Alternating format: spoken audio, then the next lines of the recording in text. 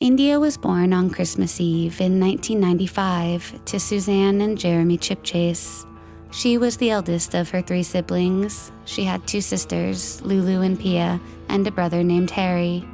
Her father, a doctor, resided in Adelaide, Australia, while her mother, who ran her own business, lived in Northampton, England. Even though India primarily resided with her mother, she shared a close bond with both her parents. She also had a tight-knit relationship with her siblings, and the family was, by all accounts, content. Upon completing high school, India pursued a diploma in health and social care at Northampton College.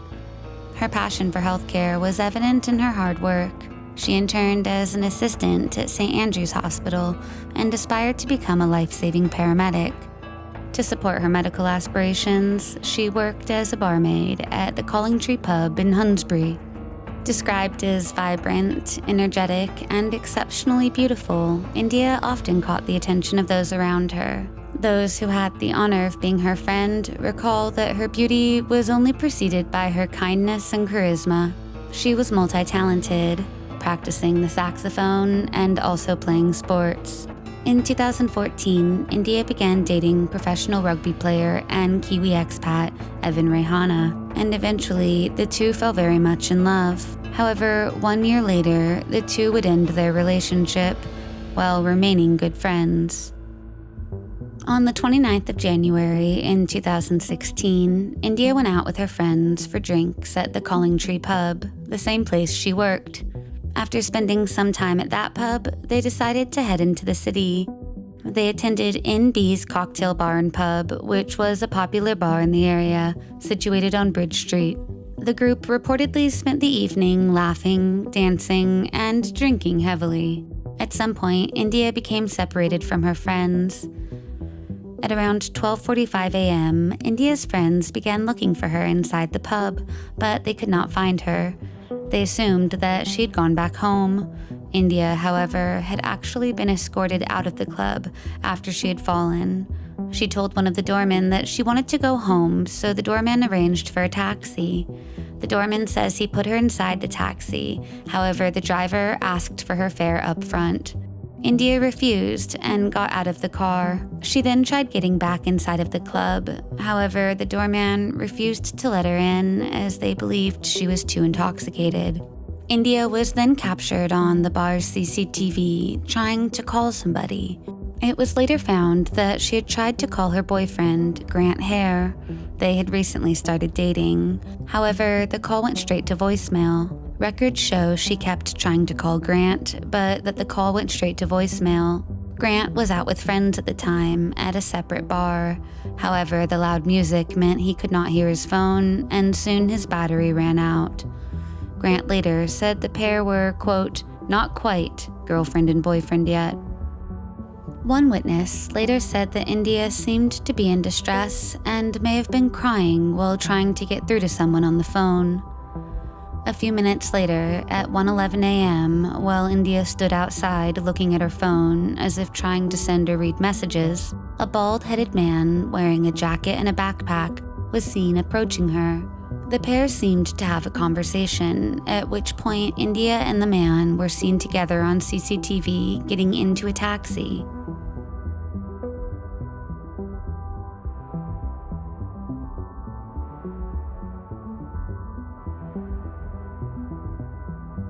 Witnesses recall seeing the man putting his hands around her waist and overheard him say, quote, "We'll make sure we get you home in a taxi safely."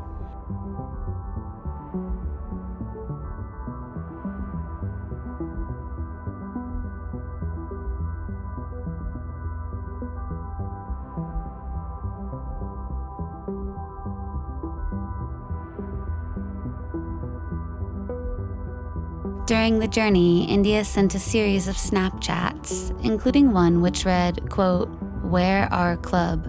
The taxi driver later told police that the man kept on changing his street directions rather than giving his address directly.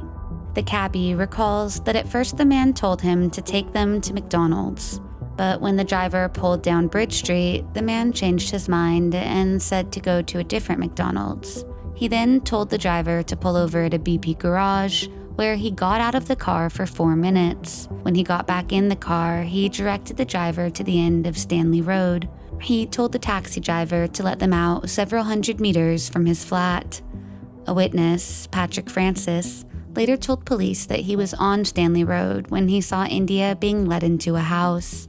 Patrick said that he was smoking a cigarette in the early morning hours of the 30th of January when he saw a young woman and a, quote, much older man walking side by side down Stanley Road. The witness recalled, quote, she seemed as if she was drunk because she was holding on to the railing, and the guy with her was by her side. The witness recalls that the older man was leading India by the arm and opened the door to guide her inside. This would be the last time India was seen alive. Grant remembers that he arrived back at his home at 3 a.m. after partying with his friends. After he put his phone on the charger, he realized he had 9 missed calls as well as several text messages from India. He immediately made several calls to her, but they went to voicemail. He assumed that she had likely dozed off and decided to wait until morning to speak with her. Later in the morning, India's mother woke up to find she was not in her bed. She figured that India may have stayed at a friend's home. She tried calling her several times, but the call went straight to voicemail. At 4 p.m., when India failed to arrive to her job as a barmaid at the Calling Tree pub, everyone became extremely worried. Her mother reported India missing to the police. A massive search was launched for the young woman, and her family initiated a social media campaign to try and find her. Police spoke to India's friends and questioned people at the bar. They also checked the CCTV footage and found out about the bald man who was last seen with India. One of the police officers actually recognized the man on the CCTV footage. He was 52-year-old Edward Tenniswood. Tenniswood had been out on bail for an unrelated sexual assault case from 2005. He had recently been charged for the assault, but had been granted bail pending further inquiries. The criminal was described as an oddball and a friendless loner by his neighbors. On the 31st of January, the police tracked India's phone to Tenniswood's house on Stanley Road. They knocked on his door, but no one answered. They then broke down the door and entered the room, only to be met with a disturbing scene. The 52-year-old had a severe case of OCD, obsessive-compulsive disorder. His entire house was covered with dust sheets, including the furniture and kitchen appliances. Even the utensils were covered. He was so frightened of germs that he covered his laptop in cling film and still wore rubber gloves when using it. Investigators found several newspaper clippings of women, including former model Heather Stewart White, who bore a striking resemblance to India. When police made their way to the upstairs bedroom, they found India's fully clothed body lying on a mattress. A sheet had been drawn up to her chin, and her long black hair was arranged by Tenniswood in what police described as a, quote, halo. Her body was near a book which had been left open on a page that showed romantic images of scantily clad women. Officers found the young woman's mobile phone in a box under the stairs. Her shoes and her handbag were stored neatly in a neighboring bedroom. India's blood was found in the downstairs lounge near bottles of alcohol. An autopsy revealed that she had 33 separate injuries on her body, including evidence of blunt force trauma to her head and bruising to both hips. Tenniswood's blood was found underneath one of her fingernails, suggesting she had fought for her life. She had also been assaulted and was eventually strangled to death. Police started searching for Tenniswood right away. They soon found CCTV footage of him entering the Ibis Hotel in Northampton on January 30th at 9:30 p.m. Later, he would use the hotel's computer to access news websites where he specifically searched for information on India. At 6:47 p.m. on January 31st, 3 hours after India's body was first found, police arrived at the Ibis Hotel and found Tenniswood watching TV in the lounge. Surprisingly, he was neither shocked nor terrified. He instead said, quote, "I'm surprised you were so quick. You didn't take very long to find me. I suppose you've been to the house. You've found what you're looking for." Tenniswood was charged with the rape and murder of India Chipchase. Officers noted that he had scratch marks on his face and friction marks on his legs, as well as gashes to the left side of his neck. At the murder trial, he claimed that he and India had actually had consensual sex, and that her death was an accident. Edward Tenniswood gave his statement to the jury as if he were on stage. He appeared to enjoy the attention of the audience so much that a police officer commented, quote, he was getting off on it all. The judge repeatedly told the defendant to keep his sentences short, but he refused, instead going into tasteless and inappropriate detail. Tenniswood told the court that he had bonded with the 20-year-old in the street outside of the club because both of them had been refused entry. He promised her that he'd drop her at home safely, but only after a drink at his place. He said that she willingly went back to his flat and that they shared a tender moment opposite a large mirror in his bedroom. Spectators say it was eerie how Tenniswood spoke about India as if he had known her for years. He said that they sat down on the bedroom floor and, quote, she just makes this incredibly moving comment, which at the time affected me quite a lot as well. It was a very sweet, very India thing to do. Our reflection in the mirror was framed, and she said, oh look, it looks like we are in the middle of an oil painting. She had her arm around me and squeezed. It was sort of like, I suppose, we were posing for a selfie. He told the court that during their consensual, quote, vigorous lovemaking, India had moved his hands to her neck before giving what he recalls was an exhaling gasp. He said of her death, quote, I, in my overeagerness to please her, either sustained the pressure just too long or just gripped too tightly. At one point, Tenniswood actually asked for a dummy to be brought into court so that he could illustrate the lovemaking and the subsequent accidental strangulation. At one moment during the trial, the judge had to ask jurors to leave the courtroom, as India's relatives were visibly upset by Tenniswood's graphic testimony. Tenniswood went on to describe how he cuddled up to India as she lay dead on the mattress. He claimed that he thought she was in a deep sleep or maybe in a coma. He then says he fell asleep, and when he woke up, he assumed that she was still in a deep sleep. He told the court how he spent time trying to wake her up, but then got dressed and went through her handbag instead, claiming he was looking for some sign of a pre-existing medical condition which may have put her in a diabetic coma. He also told jurors that he feared she may have had a stroke or a brain injury from a drunken fall. But after realizing she was dead, he claimed to have reclothed India to be, quote, respectful. He then went out to get a kebab to clear his mind. Tenniswood then spent the next 22 hours drinking lager in an Ibis hotel room until police would later arrest him. The court also heard that he drank up to 3 boxes of red wine per day and usually kept in his home 6 1.5-liter bottles of cheap Sainsbury wine. When asked about the newspaper clippings of several women found in his apartment, Tenniswood claimed, quote, they remind me of ex-girlfriends. He said that he kept the cuttings of pictures of beautiful women as ornaments. He said to the jury, quote, I've had a hugely unsuccessful life, but have been very lucky and had some very attractive girlfriends. He even claimed to have had a relationship with Heather Stewart White herself, who released a statement to say she had never met Tenniswood and had no relationship with him. The prosecution said that his account was nothing more than a series of lies and presented several pieces of evidence. They argued Tenniswood turned his sick, violent fantasies into reality after he found India in a drunk and vulnerable state outside of Northampton's NB nightclub.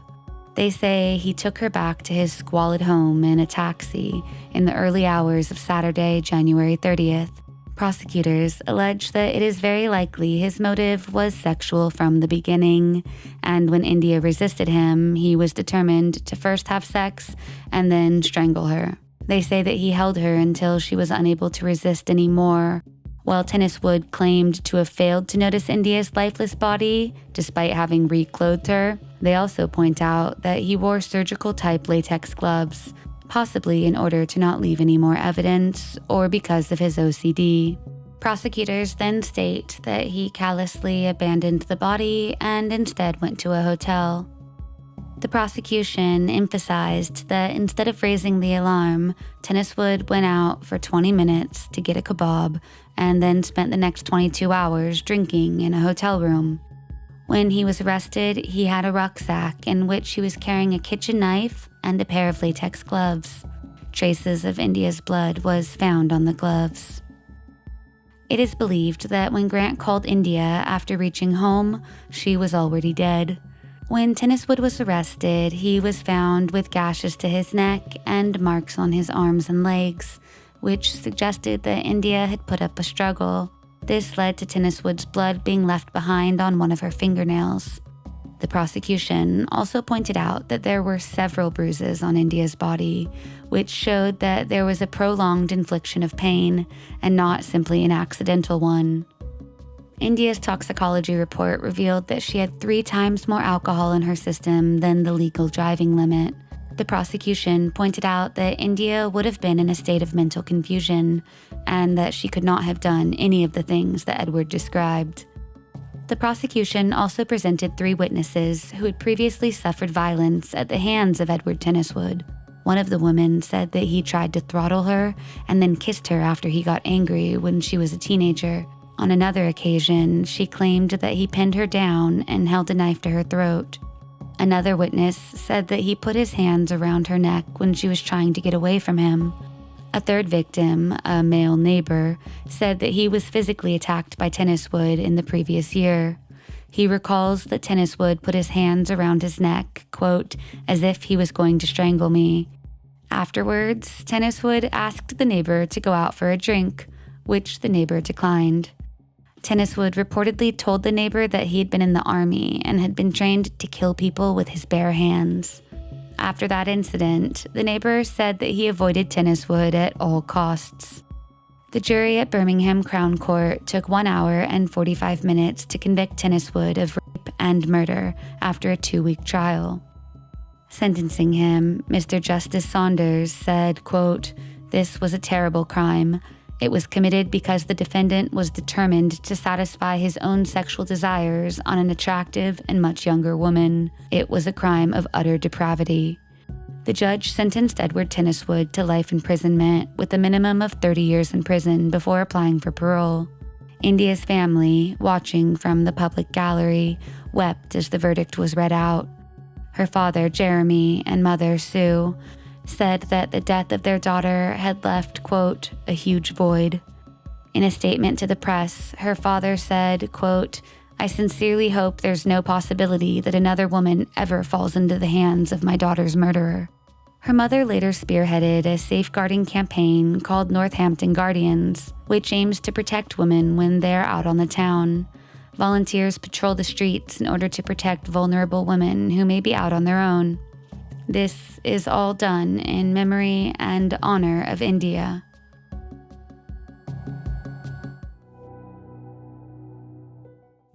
On February 12, 1999, Carol Sund, 42, her daughter Julie, 15, and her daughter's friend Silviana Peloso, 16, left their home in Eureka, California to go on vacation in Yosemite National Park.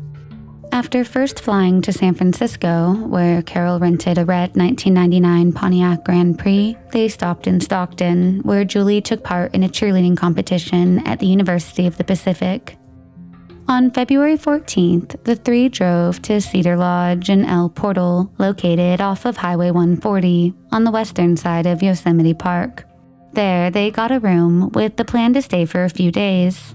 Carol and her husband, Jens, 43, owned a realtor business in the Stockton area. Jens could not accompany the 3 on their excursion as he needed to prepare for an upcoming business trip. On February 15th, the ladies hiked into Yosemite National Park on one of its many trails. That evening, the group borrowed some movies from the lodge's service desk in order to watch them in their room. This would be the last time the women were ever seen alive. The lodge staff asserted that during the room cleaning the next day, they found no signs of foul play, nor anything raising suspicion. Checkout procedures had been completed by the party earlier, and the room keys were left on the desk. Jens had planned to rendezvous with the three at the San Francisco airport that evening en route to Arizona.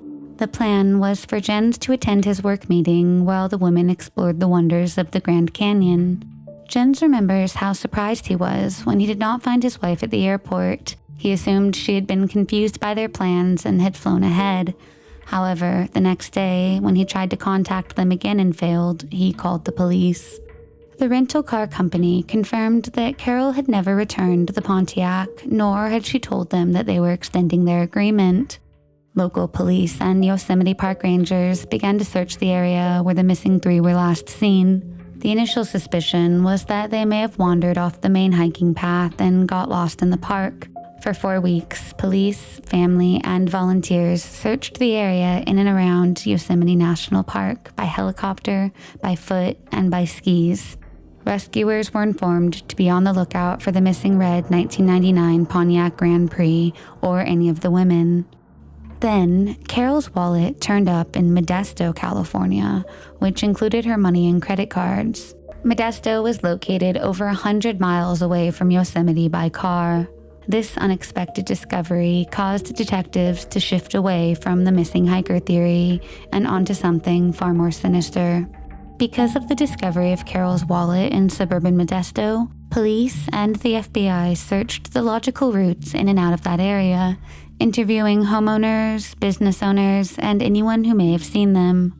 On February 28th, the Bureau relocated its temporary headquarters from Yosemite to Modesto and made a statement that it was no longer treating the Sund incident as a missing persons case, but that of a murder.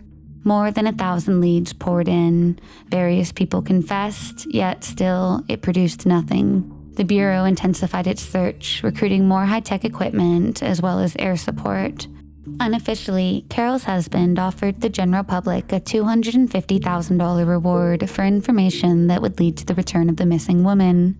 After a couple weeks, he upped the sum to $300,000, but it was to no avail. Carol's parents, Francis and Carol Carrington, appeared on the Good Morning America TV show to ask for the prayers of the public and to ask for their help in locating their daughter and the children.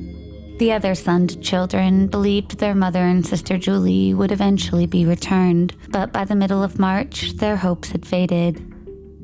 On March 18th, just over 1 month after the trio went missing, the Sund's family's worst fears were confirmed when a hiker wandered onto the site of a burned-out red 1999 Pontiac. The rental car was found intentionally hidden in a secluded area of the Stanislaus Forest region in California, roughly 100 yards north of Highway 108 near Long Barn. The California Highway Patrol verified the car's license plate as that of Carol's vehicle and immediately notified the FBI. The following day, March 19th, agents arrived in order to open up the car trunk.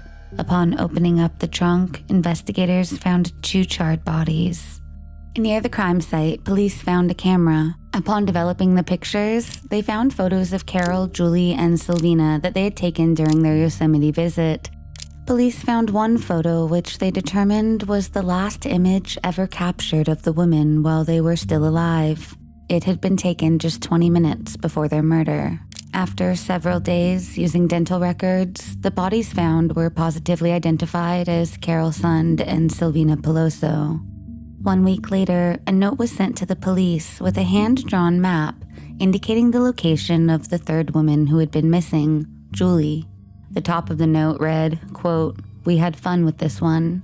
Investigators went to the location depicted on the map, and on March 25th, Julie Sund's body was discovered near Lake Pedro in Tuolumne County, located a nearly 90-minute drive from where the bodies of her mother and friend had been found.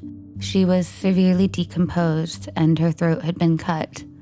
Over the next few weeks, a task force, which included FBI agents and law enforcement from 4 surrounding counties, questioned several known sex offenders, drug users, and ex-convicts with a record of violence from within a 75-square-mile area between the cities of Modesto and Sonoma. The police reckoned that the killer of the 3 women was someone familiar with the county. given the location of the woman's car, as the vehicle was hidden off a spur road, which locals had previously used to dump old appliances. By mid-April, 4 men were considered the main suspects in the initial inquiries of the murders. They were ordered to testify before a grand jury in Fresno, California.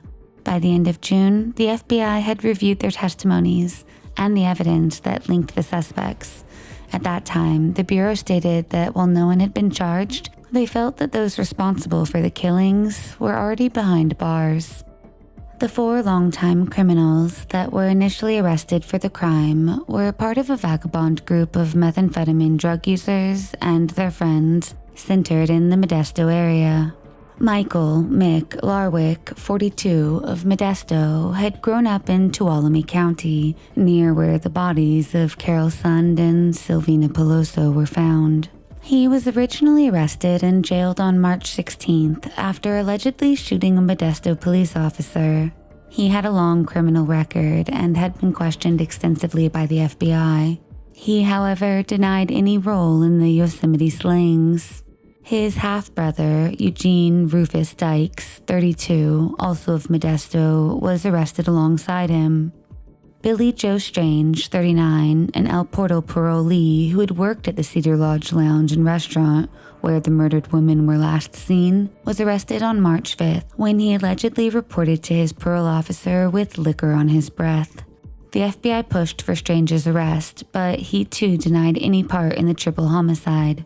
The 4th person to be arrested was Daryl Gray Stevens, 55. He was Strange's roommate. Convicted in 1978 for rape and robbery, he was later jailed for failing to register as a sex offender. However, while they were arrested, none of the 4 were ever formally charged for the killings. There was one more man who was questioned and later arrested. His name was Cary Stainer. He'd worked at the Cedar Lodge as a handyman. He had no criminal record, and his only previous encounters with law enforcement was for marijuana use back in 1997. He was soon released into the general public with no charges brought against him.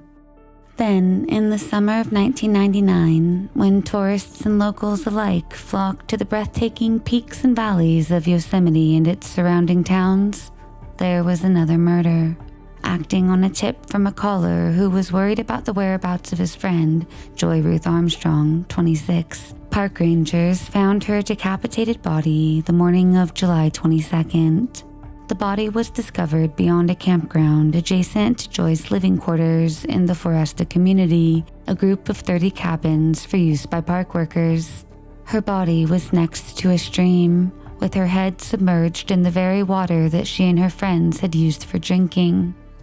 Joy had been working for the Yosemite Institute for the past year. She had worked on education programs through a partnership with the National Park Service. Detectives say she had probably been murdered on the evening of Wednesday, July 21st. She was seen that day at the Institute offices and was planning to visit a friend in Sausalito. However, she never made it.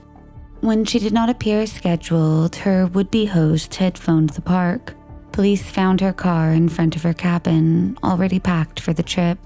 The main suspect for the second murder was a familiar face to those involved in the investigation, 37-year-old Cary Stainer. He had been one of the people questioned after the triple killings in February. At the time, no evidence had linked him directly to the crime, and he had been released. Because he was the handyman at Cedar Lodge in El Portal, where the women had stayed before they were murdered, his questioning at that time seemed to be more routine than anything else. However, this time, FBI agents detained him and forced him to answer questions about the current murder. Investigators searched his truck and confiscated his backpack for examination. With no concrete evidence located, he was released. However, the FBI warned him not to leave El Portal. Police had found car tire marks and footprints outside of Joy's cabin. A witness also remembered a distinct blue with white stripe International Harvester Scout on the road where Joy's cabin was located. Detectives soon realized that the vehicle had matched the description of Cary Stainer's vehicle. Another witness recalls how after being questioned, Stainer was furious that authorities had taken his backpack. He was also angry that his truck had been searched. Stainer's apartment was searched later in the day, and authorities discovered evidence that concretely linked him to Joy's murder. By Friday, July 23rd, Stainer had disappeared from the area. When agents came to arrest him, they instead located him at the Laguna del Sol nudist colony, which he frequently visited. Its manager had seen a story on television and had recognized Stainer's photo as one of his guests. He promptly notified the FBI, and agents descended on the colony, returning Stainer to El Portal on Saturday, where he was put through a more lengthy interrogation. On the way to his police interview, Stainer confessed to a detective in the car that he had murdered Joy Armstrong.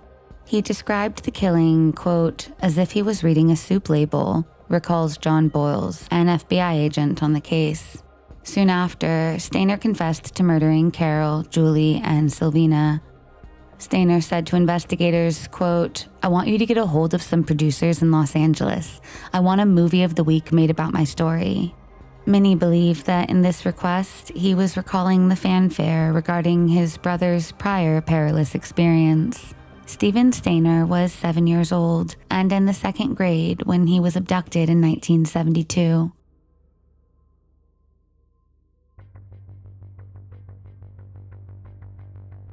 On December 4th, in what would become a story of international proportions, Carrie's little brother, Stephen, was walking home from school when a man named Irvin Edward Murphy stopped him. He asked if Stephen's mother would be interested in donating to a church. When Stephen said yes, Murphy then asked him where he lived and if he would be willing to take Murphy to his home. After the boy agreed, a white Buick, driven by Kenneth Parnell, a convicted offender, pulled up, and the boy climbed into the car with Murphy. Parnell then drove the confused boy to his cabin in nearby Kathy's Valley. Stephen later recalled, quote, they passed the road that I lived on, and they said that we'll just call your parents to see if you can stay the night. The kidnapper, Kenneth Parnell, then proceeded to manipulate the young boy, lying to Stephen that he had gone to court and had, quote, gotten possession of him. Parnell molested Stephen the first night at the cabin and began sexually assaulting him 13 days later on December 17, 1972. A week into his abduction, Stephen was ordered to call Parnell Dad and was told that he now had a new name, Dennis Parnell. At the beginning, he sort of brainwashed me to believe that my parents didn't want me. Stephen says that he was, quote, always scared of Parnell, which is why he never told anyone about the molestation or the rape. For 7 years, Stephen and Parnell presented themselves as father and son. Stephen would be under what some experts would classify as Stockholm Syndrome, going along with the ruse out of fear and manipulation. As Dennis, Stephen was enrolled in schools, including one in Point Arena, California, which was only a 5-hour drive from his hometown. Meanwhile, his family tried to keep his disappearance in the news in hopes of getting more information. Stephen said that Parnell would eventually go on to sexually assault him 700 times. Parnell boasts that the actual number was far higher. As Stephen got older and entered puberty, Parnell began to look for a younger victim. Parnell offered drugs and money to Stephen's friend Randall, and on February 14, 1980, they abducted Timmy White. However, Stephen knew that he could not allow Timmy to suffer as he had. And in 1980, while Parnell was away at his security job, Stephen took Timmy and ran. They hitchhiked back to Ukiah, but unable to find Timmy's home address, Stephen instead took him to the police, becoming an overnight hero. Parnell was eventually arrested and convicted of kidnapping. However, prosecutors chose not to charge Parnell with any of the assaults of Stephen, believing that they were protecting Stephen during a time when there was a stigma against male sexual abuse. Parnell was sentenced to just 7 years in prison, serving only 5. Randall and Murphy, Parnell's accomplices, were each convicted on lesser charges. In 2004, Parnell was convicted and sentenced to 24 years for attempting to abduct another young boy. Parnell died in prison in 2008. As details of the sexual abuse came out in the media and at Parnell's trial, Stephen was bullied at school, called names and slurs for gay men, which further victimized him. However, despite his highly traumatic childhood, Stephen persevered and eventually married in 1985 when he was 20, later having 2 children, Ashley and Stephen Jr. Then, towards the end of the 1980s, Hollywood and the Stainers came to a deal regarding the film rights of Stephen's tragedy. The made-for-TV movie, entitled I Know My Real Name is Stephen, aired in 2 parts on May 22nd and May 23rd in 1989. Actor Corin Nemec starred as Stephen, and the real Stephen even had a cameo as a police officer.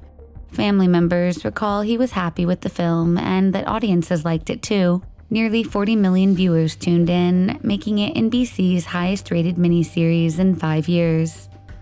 I Know My First Name is Stephen was nominated for 4 Emmy Awards. But the night before the ceremony, Stephen was riding his motorcycle home when he was fatally struck by a car. He was only 24 when he met his untimely death. Because there was a TV movie made about his brother, the request made by Cary Stayner years later illustrated he wanted the same type of fame and for the world to take notice of him. By the end of their questioning, the FBI felt they had gathered enough evidence to arrest Cary Stayner for murder. On Sunday morning, they rushed him to Fresno to officially lodge a complaint, and then to Sacramento on Monday, where he was put before the courts. That same day, Stayner allowed himself to be interviewed by a reporter from KNTV. During the session, an unexpected event occurred. In a voice that seemed relieved to be unburdened, Stayner yelled, quote, I am guilty. I did murder Carol Sund, Julie Sund, Silvina Peloso, and Joy Armstrong. Later in the interview, he also insisted that none of the women were sexually abused in any way, a point with which the prosecution takes umbrage. In the televised interview, Stayner said he had fantasized about killing women for the last 30 years. He describes in detail how he murdered each one of them. He said he had strangled Silvina and Carol in their rented cabin in the Cedar Lodge Motel. He then detailed that he took Julie to a lake where he killed her early the following day. Stayner said that while he thought he'd gotten away with his earlier crimes, he could not resist the urge to kill Armstrong after he struck up a chance conversation with her. Concluding the interview, he addressed the victims' families, saying, quote, I'm sorry their loved ones were where they were when they were. I wish I could have controlled myself and not done what I did. FBI sources claimed that Stayner had already confessed his guilt during the Saturday evening interrogation. In the Bureau's perspective, this time they certainly had the right man. He had given the FBI details that only the killer would have known, in such specificity that the agents were able to recover evidence confirming his confession. It was confirmed that knives were used in the slayings, and the weapon suspected in Joy Armstrong's death was eventually recovered. According to Special Agent Christopher Hopkins, both the FBI's evidence response team and the Mariposa County Sheriff's Office collected items of potential interest from room 509 at the Cedar Lodge Motel, the room in which Stayner sexually assaulted Julie and Silvina, later murdering them both.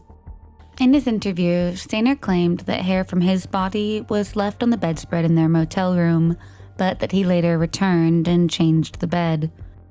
In his interview, Stayner claimed that hair from his body had been left on the bedspread in their motel room, but that he later returned and changed the bed. The FBI laboratory found hairs and vacuum sweepings taken from room 509 and bodily fluid stains on a blanket. They also found a palm print on the windowsill, which matched Stayner's. Stayner claims he bound Joy with duct tape, which later was found and had hair evidence. Agents seized clothing stained with blood from the body, and although most of the stains were likely to include Armstrong's blood, Stayner was observed to have a laceration on his hand, and therefore may have been cut and bled during the attack. Fingerprints were also lifted from the interior of Joy Armstrong's truck. A motel handyman recalled that Stayner's only passions seemed to be nude sunbathing and hiking. On days off, he would escape to Laguna del Sol, a nudist colony in Sacramento County. The Cedar Lodge had hired Stayner as a handyman in 1997, 2 years before the murders. They gave him the use of a small apartment on the top floor. Management says they found him to be a hard worker and honest. In his capacity, Stainer performed technical and housekeeping duties, from fixing electrical and mechanical breakdowns to delivering extra towels and bedding directly to guests' rooms. Those who worked with him recall he usually ate lunch and dinner at the motel restaurant. However, he never made any close friends. At the age of 3, Stainer received a diagnosis of trichotillomania, a condition characterized by compulsive hair pulling, often resulting in noticeable bald patches. Despite being prescribed medication, the impact of the trichotillomania persisted throughout Stainer's high school years. This led to severe bullying due to the visible bald spots, forcing him to constantly wear a baseball cap. His struggle with this condition, coupled with his brother's abduction, is believed to have influenced his later reported sexually deviant behavior. Carrie later said that when Stephen went missing, he felt neglected while his parents grieved. When Stephen escaped and returned home, he received massive media attention, and Stainer says he felt overshadowed by the attention his brother got. The FBI was initially reluctant to point solely to Stainer as the only killer because they and many others did not believe that he acted by himself, given the brazen killing of the 3 women in the Cedar Lodge Motel and the disposal of the bodies. Many residents were convinced that not one person could have created so much horror. As Letty Carolyn Berry, the owner of the Yosemite Rosebud Lodge, which is just west of Cedar Lodge, said of the community response that the logistics of the crime indicated there had to be more than one person involved. Privately, some members of the Sund and Peloso task force were saying the same things to the media, ruminating that it was difficult for some investigators to believe that Stainer alone could have gotten the jump on all 3 women without any help, let alone have disposed of their bodies. The trial was moved from Mariposa County to Santa Clara County in favor of finding jury members who were not locals. Locals might have had intimate knowledge of the victims and therefore possibly could have their votes swayed by emotion. In May of 2002, Stainer pleaded not guilty by reason of insanity to the 1999 triple murders. On July 22, 2002, the court heard Stainer's taped confession, which he had given to FBI agents. On July 22, 2002, the court heard Stainer's taped confession from questioning with FBI agents. In this, he calmly admits to the agents questioning him that he had talked his way into room 509 under the guise of fixing a leak and had pulled out a gun. I knocked on the door, said I was maintenance. We had a leak in the room upstairs. They let me in. He herded Julie and Sylvina to the bathroom and tied up Carol and then strangled her to death. He put her body in the trunk of the Pontiac and pulled Sylvina and Julie from the bathroom, then sexually assaulting them. Sylvina started to resist, so he took her to the bathroom and strangled her to death. The Peloso girl couldn't speak very good English. She was crying a lot. Julie was very calm. She was very cooperative. She did everything I told her to do. No tears, no nothing. He then put Sylvina's body in the trunk of the Pontiac and forced Julie into the car. I put her in the car and just drove. I didn't know where I was going. I didn't know what I was going to do. He recalls how he carried Julie to a lookout point near Lake Don Pedro, where he claims he pledged his love to her and then cut her throat just as the sun rose. I put Julie on the car. I carried her down the pathway. And I laid out the blanket. And I guess I knew what I was going to do because I had the knife with me. And I slit her throat. He recalls that he abandoned the group's rental car with the bodies of Carol and Sylvina inside, returning 2 days later to burn the evidence and to retrieve the wallet, which he later dumped in Modesto to confuse authorities. The issue being argued was no longer who committed the murders, but whether Stainer was insane at the time, and whether the confession the FBI agents received was coerced. Stainer, clad in a red jail jumpsuit, bowed his head throughout the trial but showed no emotion. Stainer was already serving his life sentence for the murder of Joy Ruth Armstrong, the hiker who he killed in the summer of '99. After sustained questioning by the FBI, he had eventually admitted his guilt and said that the day Joy disappeared, he was driving his car to Foresta, where he saw the young woman. She was packing her car as she prepared for a trip. And I was just over there throwing rocks in the creek and just after noticed her walk out again and again. It seemed like she was alone. I had a backpack. A small green backpack. In the backpack, I had a .22 revolver. That's when I pulled out the gun and put it to her head. She turned around and freaked out. I told her to go inside.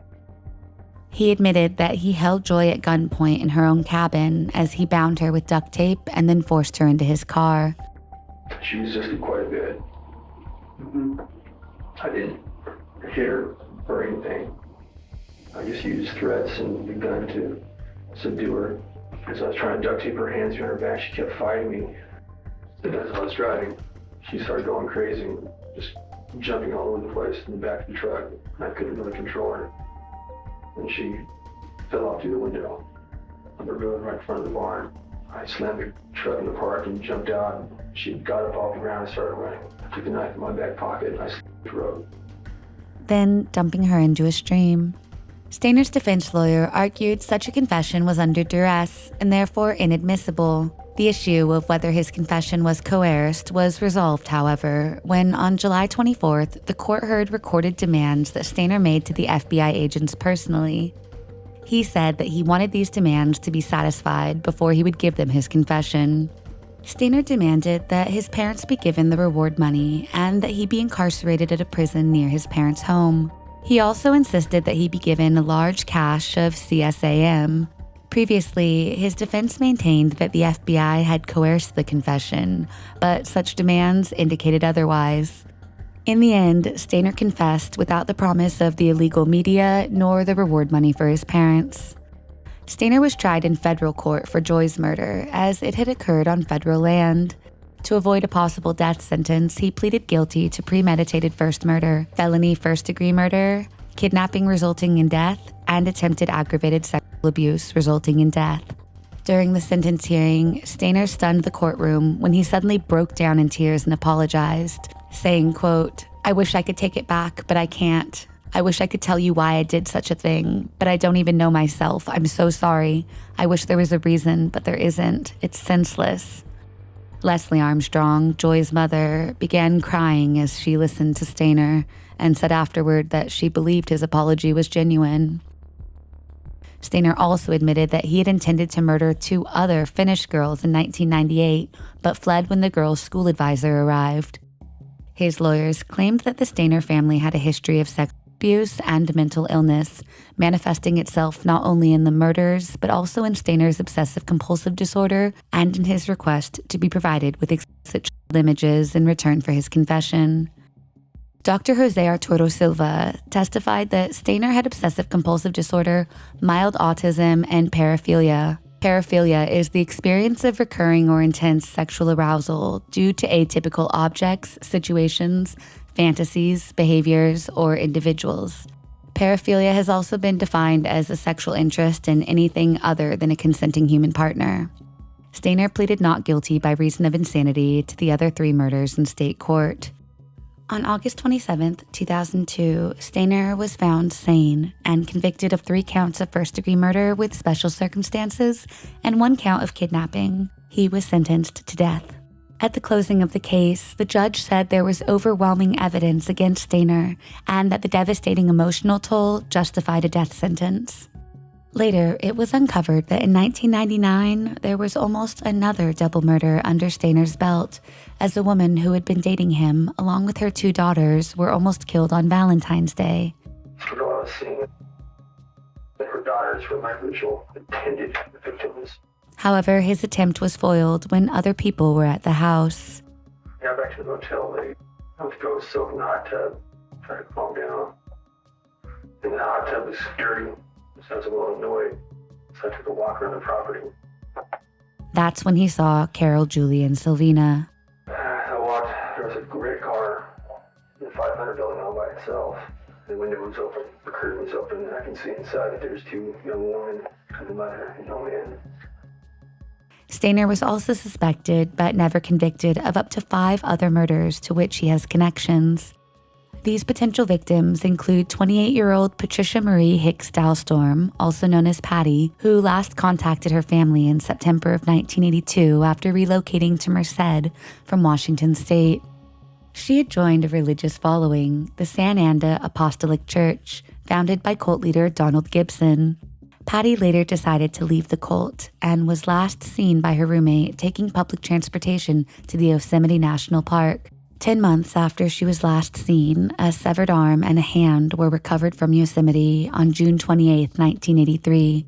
In 1988, a skull was also discovered near the original crime scene.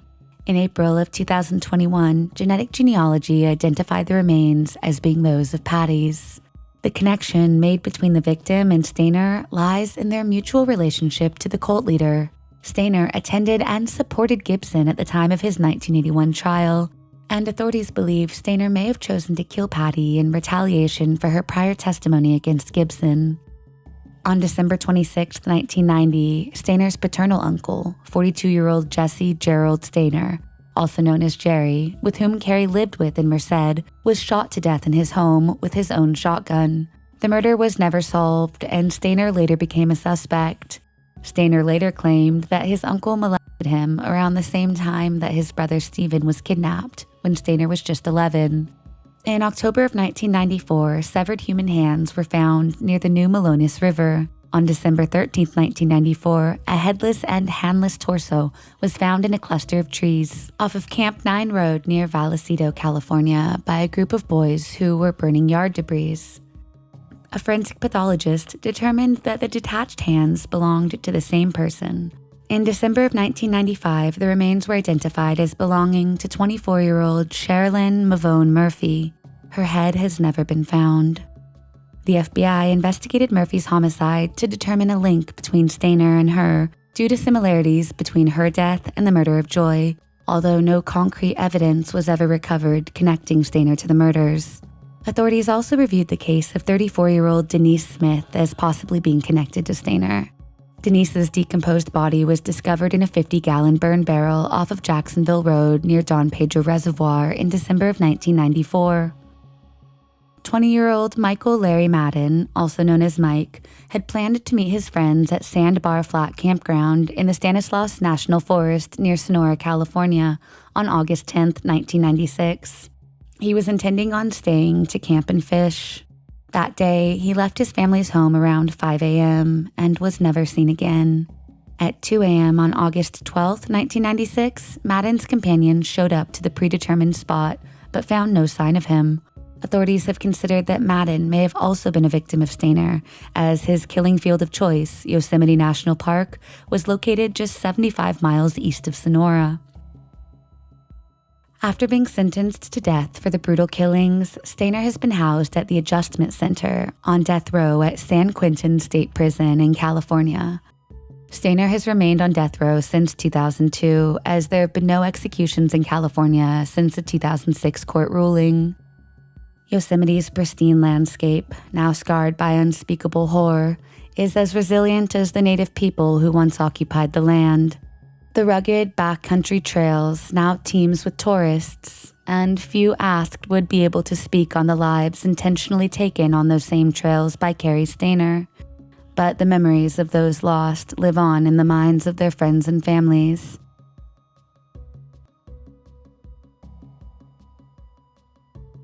Nestled in Virginia, the Colonial Parkway stands as the historic road which seamlessly links Jamestown, Williamsburg, and Yorktown. Spanning 22 miles under the watchful care of the National Park Service, it offers a captivating journey through the Virginia Peninsula. While the Parkway unveils its scenic charm by day, by night it transforms into an eerie and impenetrable expanse, as parts of the highway are completely dark due to the absence of businesses or streetlights. Certain quiet sections of the roadway have become a favorite spot for young couples to park and share each other's company without the watchful eyes of the general public. Beyond its historical allure, the Parkway carries a somber legacy, tied to a series of unsolved murders which transpired from October of 1986 to September of 1989. Along this compact and scenic route, at least 3 couples were murdered, and 1 couple remains missing. For 3 decades, the veil of mystery persisted until January of 2024 marked a turning point in the Colonial Parkway murders.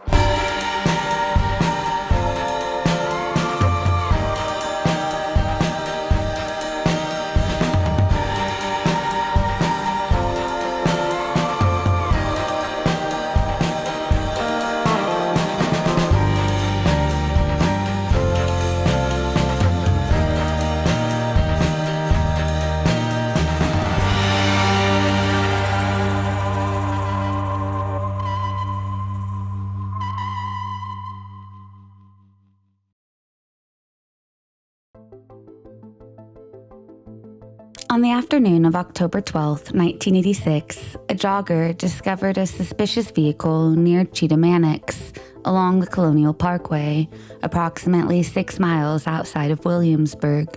The white 1980 Honda Civic was found pushed into dense vegetation overlooking the York River. The jogger immediately notified police. The National Park Service Rangers arrived to investigate what they believed to be a car accident. They smashed out the back window of the Honda Civic in order to reach the 2 supposed accident victims inside.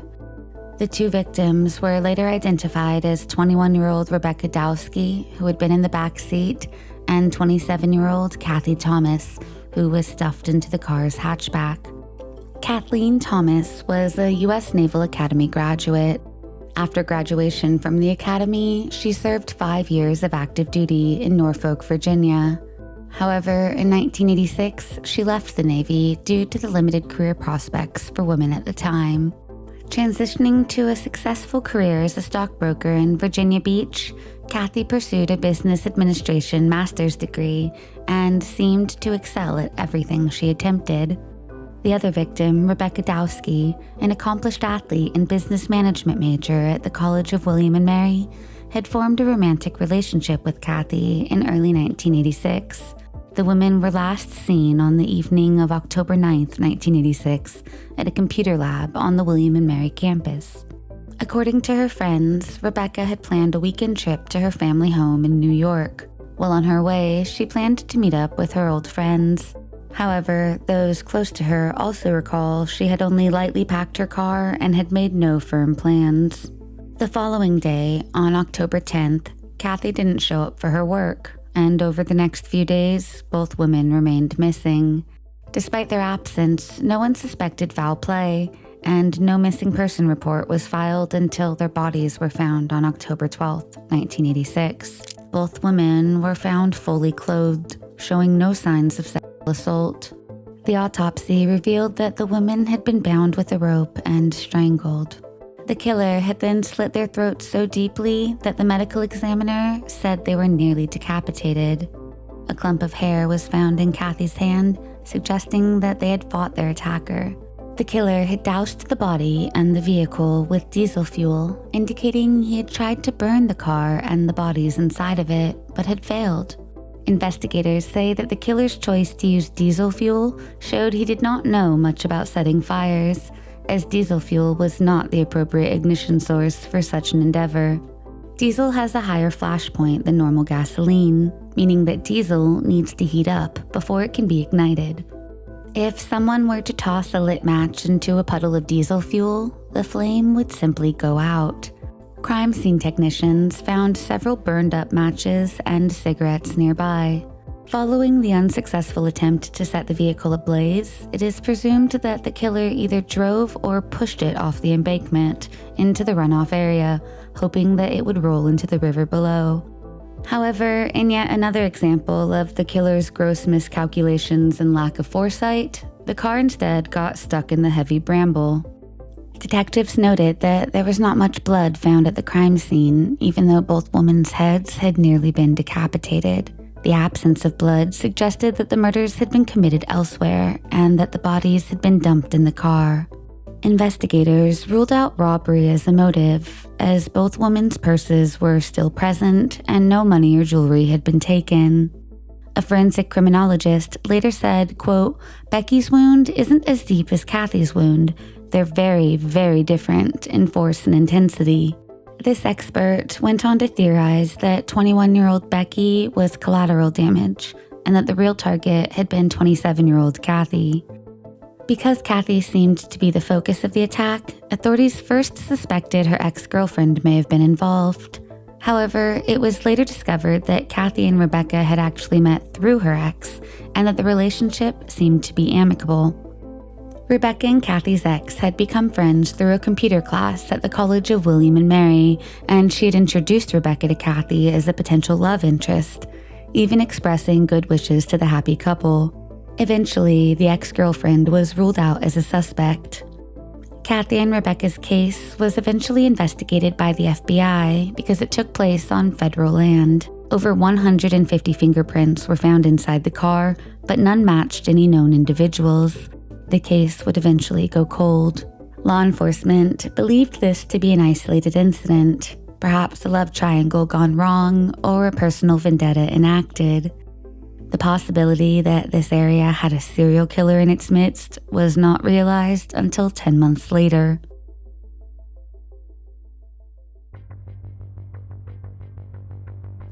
On September 23, 1987, 2 more bodies were found, this time on Ragged Island Wildlife Refuge in the south shore of James River near Smithfield, Virginia. The 2 bodies were identified as David Knobling and Robin Edwards.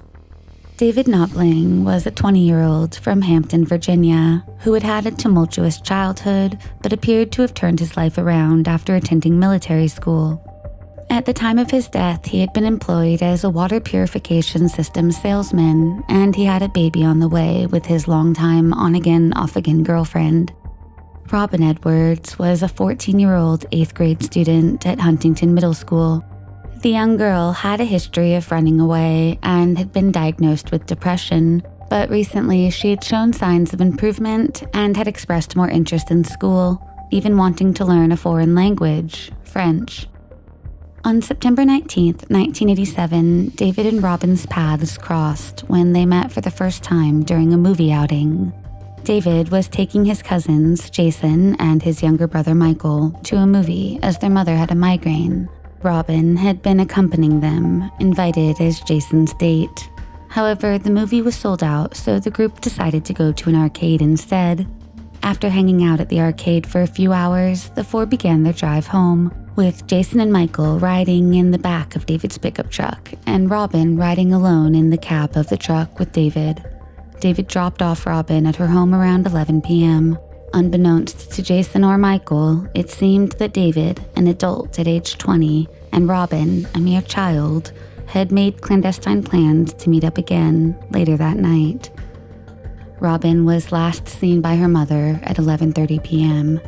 Sometime after that, Robin snuck out to meet with David.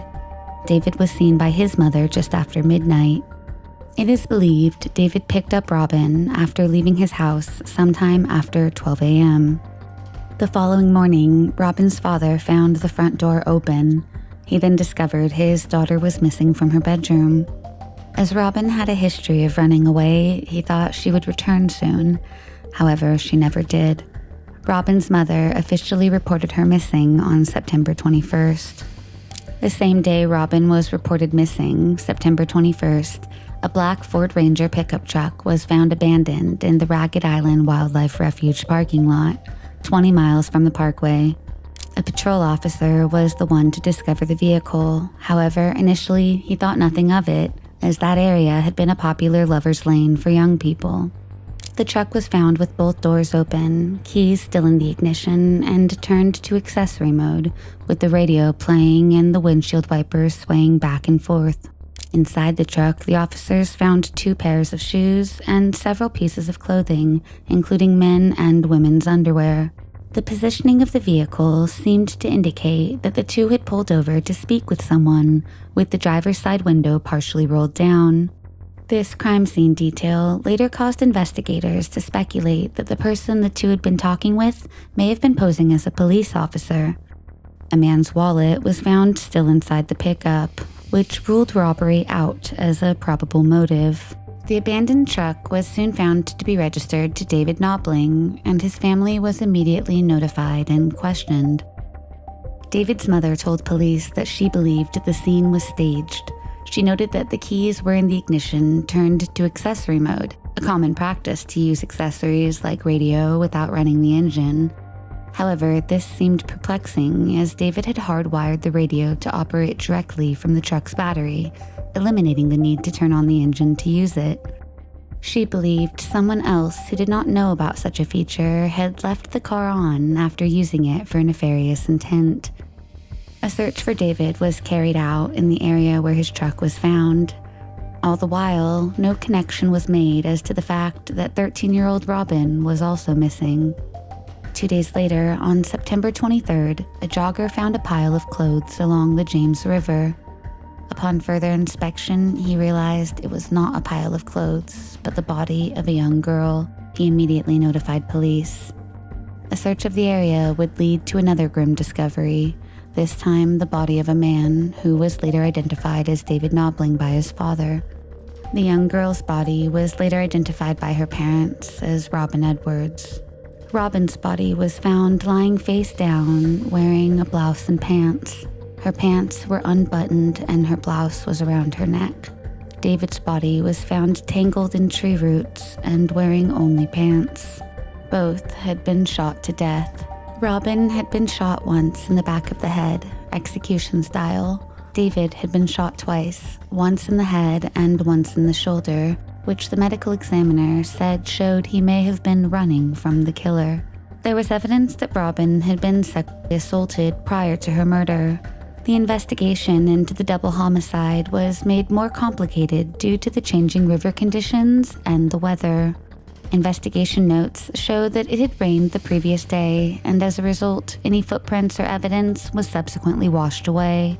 Authorities were unable to determine if the two had been killed where their bodies were found or if they had been killed somewhere else.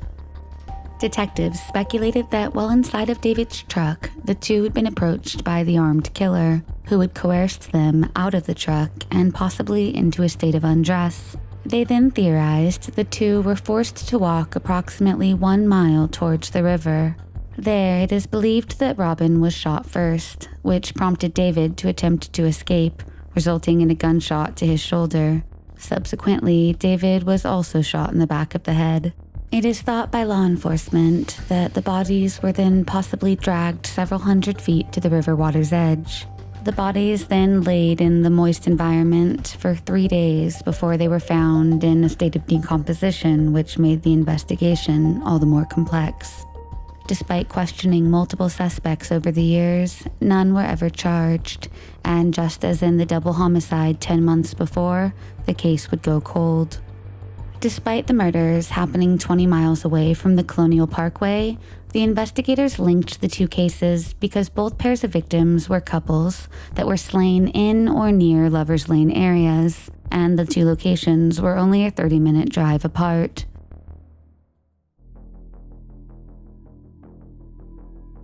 Less than a year later, another young couple went missing. On April 9, 1988, two students, a 20-year-old named Richard Keith Call, known as Keith to his friends, and 18-year-old Cassandra Lee Haley, also known as Sandra, went out on a date. Keith had recently broken up with his girlfriend and was looking forward to getting back into the dating world. This would be his and Sandra's first night out together. That evening, Keith picked up Sandra from her home and headed to the movies. However, on their way, they changed their minds and attended a party instead. Observers noted that Keith and Sandra didn't seem romantically connected at the party. Both spent their time talking to other people. It is unclear when the couple left the party, but as Sandra had a curfew of 2 a.m., it is believed they left sometime around 1:30 a.m. Neither of them returned to their homes that night. Sandra's family reported her missing after she failed to return home the following morning. The same morning Sandra was reported missing, on the 10th of April at around 7:15 a.m., Keith's father, Richard Call, was driving to work when he noticed his son's red 1982 Toyota Cecilia parked alongside the Colonial Parkway. Curious, he pulled over and inspected the car. Inside, he saw Keith's wristwatch and Sandra's purse, along with a couple of empty beer cans. Initially, he didn't think much of the scene, assuming the couple had paused to appreciate the surroundings or to take a stroll. Pressed for time, Keith's father continued his way to work. 2 hours later, at 9 a.m., a park ranger found the same car abandoned on the road with its side door ajar, which raised concerns. Signs of disturbance included an open glove box and scattered belongings inside. The items found included men's shoes, which were later identified as Keith's, Sandra's purse, Keith's watch, glasses, car keys, Keith's wallet, and an additional wallet with $12 in it. Also located and taken into evidence was a Busch beer can. In the backseat of the car, they found almost all of Keith's clothes, including his underwear. They also found some of Sandra's clothes, which included her undergarments. The police confirmed that these were the clothes that they had been wearing when they disappeared. Even though Sandra's purse was found with its checkbook still inside, her wallet, money, and jewelry were missing.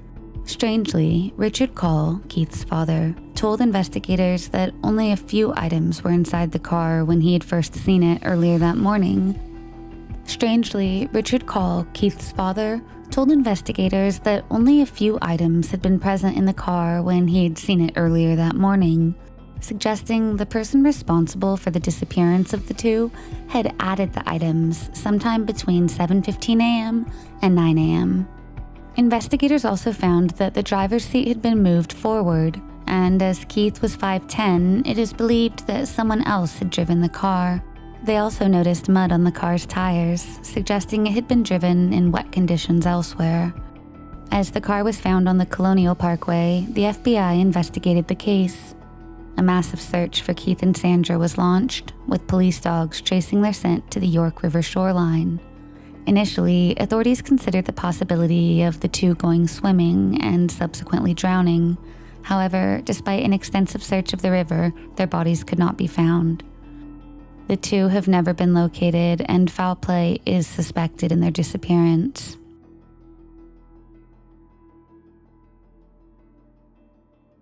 Then, during Labor Day weekend in 1989, 21-year-old Daniel Laurer visited his brother, Clinton, along with Clinton's fiancée, 18-year-old Anna Marie Phelps, in Virginia Beach. Clinton and Anna invited Daniel to come and live with them. Seeking to change his life, Daniel accepted the offer. It was decided that he would move the following week.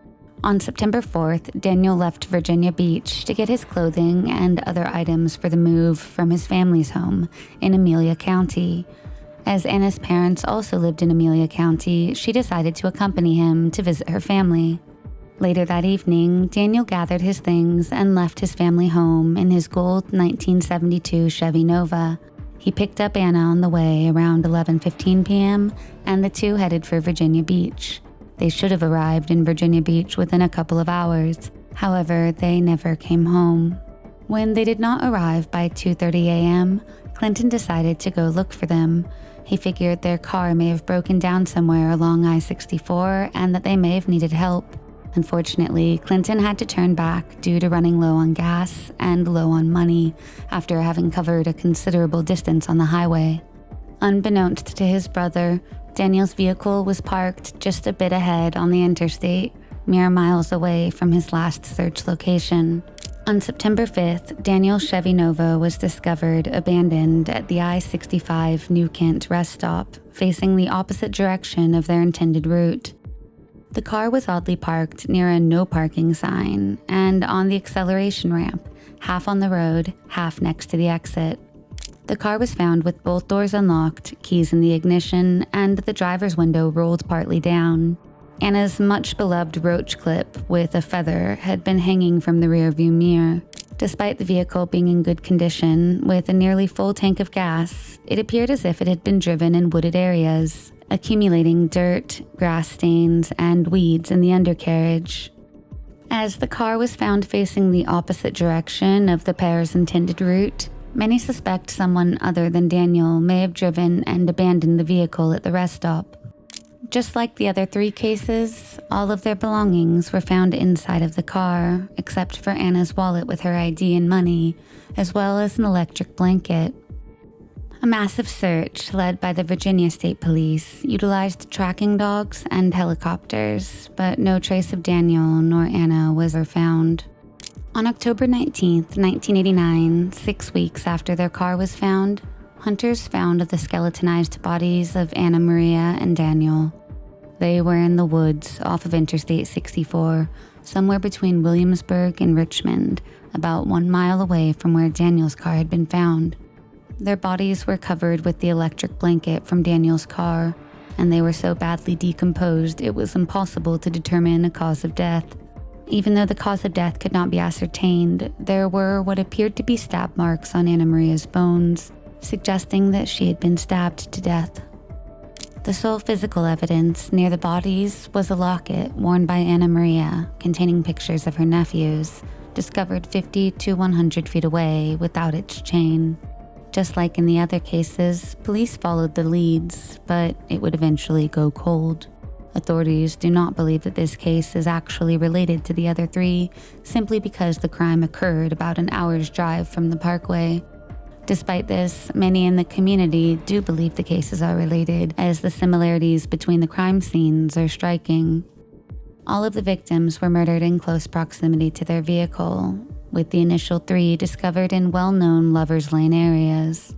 In all cases, robbery was not a motive, and assault did not appear to be a factor in any of the incidents. The first and third homicides occurred within a short distance, while the second and fourth took place approximately half an hour away from the Parkway. All the murders happened on a holiday or weekend and near bodies of water. Some skeptics dispute the idea of a single serial killer, suggesting the involvement of at least two or more distinct perpetrators. The variations in the methods of killing are frequently cited, as Kathy and Rebecca were strangled to death and had their throats slit, while David and Robin were shot, and Anna Maria and Daniel were presumed to be stabbed. Despite theories that the crimes may not be connected, many still believe that the Colonial Parkway murders were the work of a serial killer. Over the years, police have questioned over 150 suspects in connection to these four cases, but all have been cleared.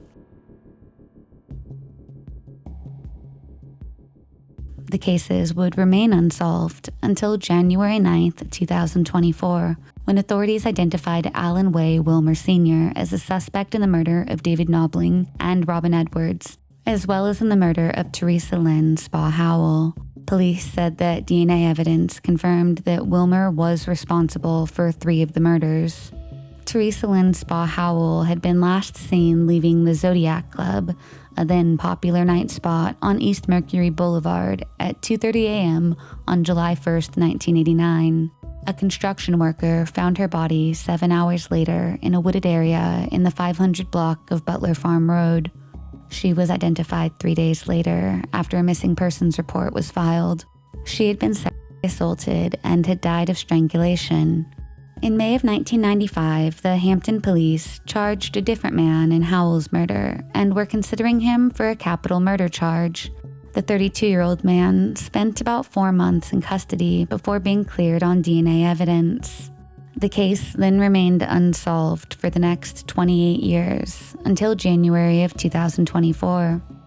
The suspect, Wilmer, was described as a sandy-haired, blue-eyed, muscular man, about 5 feet 5 inches tall and 165 pounds. He had a commercial fishing boat named the Denny Wade, and during the 1980s made his living as a fisherman, farming clams and oysters. He drove several pickup trucks, including a distinct blue 1966 Dodge Fargo with a Virginia license plate that read EMRAW. State police also say he owned a business called Better Tree Service and was an avid hunter. Wilmer had no criminal record. As such, his DNA was never entered into any law enforcement databases. Wilmer died alone in his Northern Neck home in 2017. Nobody found him for weeks. A delivery driver finally spotted an open door to Wilmer's home on December 15th, 2017, and walked in the entrance, only to see the dead body and call police. The 63-year-old suspect had died of a hardening of his arteries. Once his DNA was entered into the databases, it matched one of the Colonial Parkway murders, David Knobling and Robin Edwards.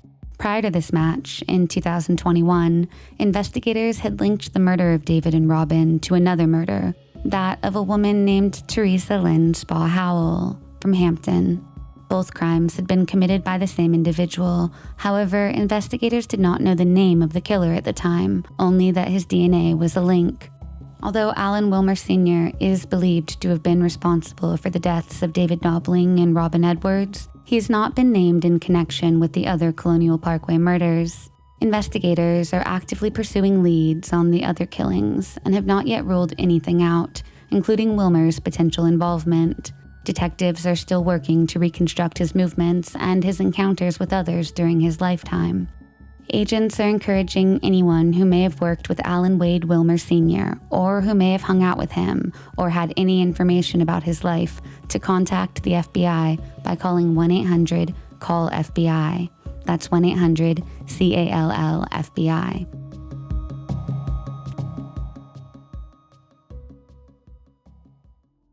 Llandudno, the largest seaside resort in Wales, brings in nearly 9.4 million visitors per year. The majestic town is renowned for its sweeping bay and Victorian-era architecture. It is uniquely situated between the Great and Little Ormes and boasts 2 picturesque beaches. Sophie Louise Hook was a 7-year-old girl born to Julie and Christopher Hook in Cheshire, England, on the 27th of May in 1988. Julie was a teacher and Christopher worked at an advertising agency. The couple had gotten married in 1984 and had 4 children: Gemma, age 9, Sophie, 7, Joseph, 5, and little Ellie, 1. Gemma and Sophie in particular were extremely close and loved playing together. Neighbors spoke of a warm, happy family, with Sophie being the most extroverted of the children. Sophie was described as a bubbly and sweet-hearted girl. The family was extremely close with Julie's sister, Fiona, and her husband, Danny Jones, who lived in Llandudno in North Wales. The Joneses, much like the Hooks, also had 4 young children. Those close to the families recall that the bond between the 8 of the children was so strong that they were more akin to siblings than cousins. On July 29, 1995, the Joneses extended an invitation to the Hooks to join in celebrating their son, Luke's 9th birthday. On that morning, the Hooks had breakfast before embarking on the 90-minute journey from Cheshire to Llandudno to attend the celebration. The Jones family's spacious residence on Bryn Libya Road in Llandudno was valued at £200,000 in 1995. The backyard was secluded, separated from the overgrown bridle path that was used for horseback riding by a hedge and a wooden gate. The space proved an ideal setting for an afternoon of fun, with the kids enjoying themselves in a splash pool, playfully spraying each other with a garden hose, and exploring a new tent gifted by their grandparents, Pearl and Paul Roberts, for the birthday celebration. The kids adored the new tent and begged their parents to sleep in it in the backyard that night. Julie and Christopher were not too worried, as the garden was secure and close to the bright patio lights. Additionally, Fiona and Danny were sleeping just a few meters away inside the house. Julie and Christopher recall kissing their children goodnight when they left them to their camping sleepover in the garden. Julie later recalls that she kissed them goodbye and said to them, quote, "Have a good time, I'll see you tomorrow."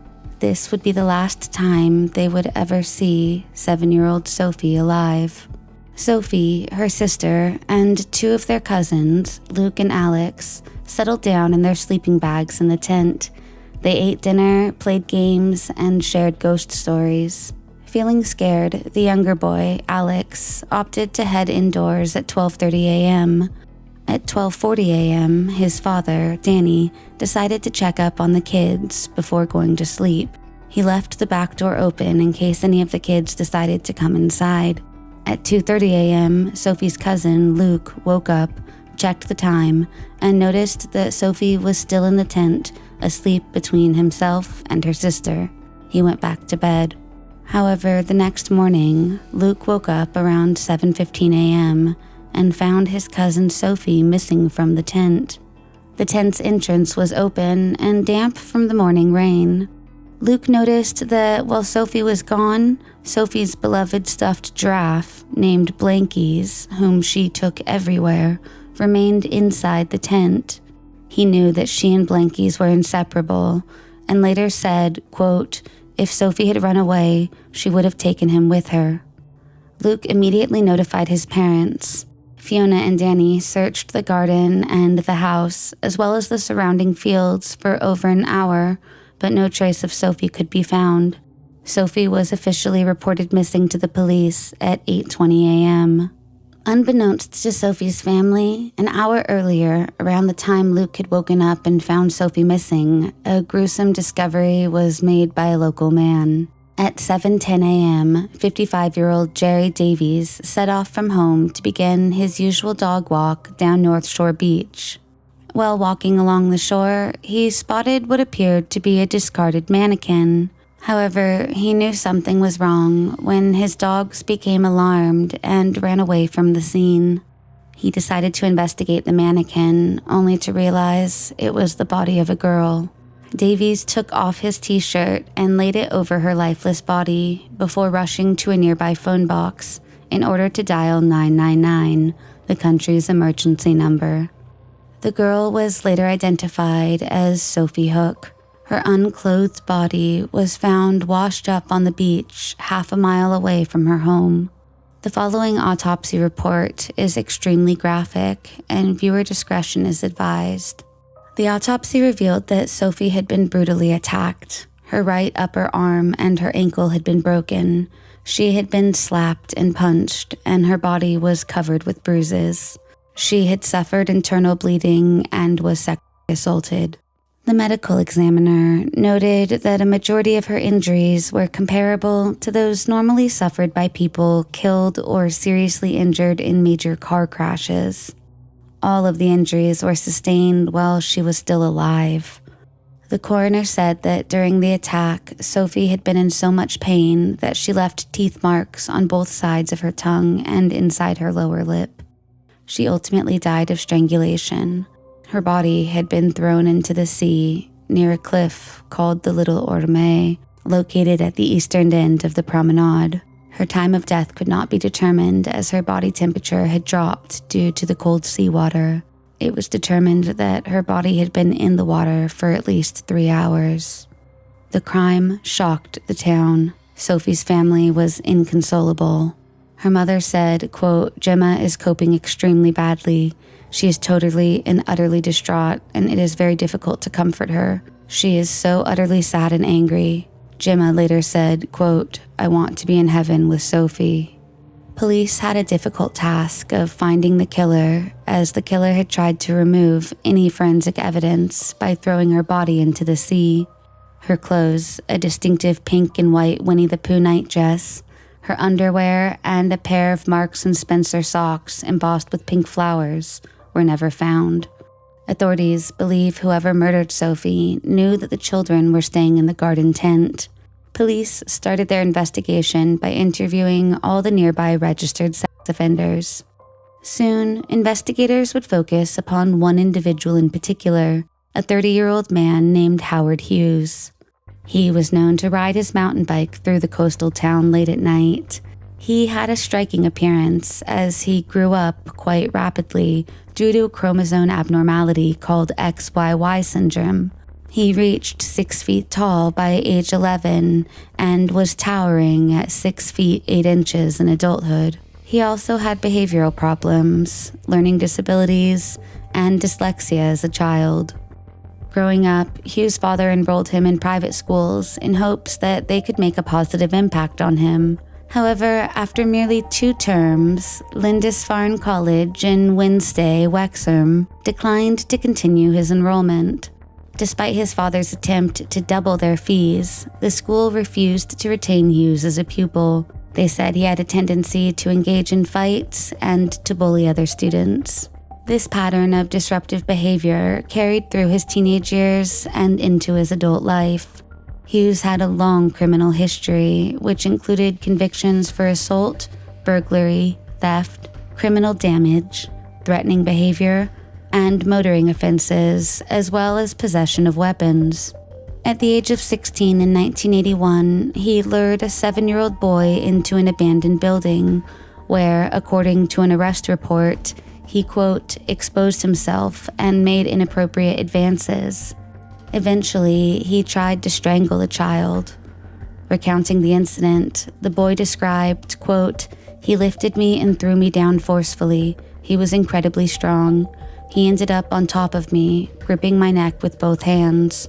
The boy pretended to be dead until Hughes left." Hughes was convicted of assaulting the boy and placed under a 2-year mental health supervision order. On release, Hughes returned to live with his mother, recently separated from his father. Following his release, he became increasingly aggressive and violent in nature, picking fights with people at random. His disruptive behavior led to an inability to maintain any job. Despite his father offering him various roles within his business over the years, Hughes declined to contribute in any capacity.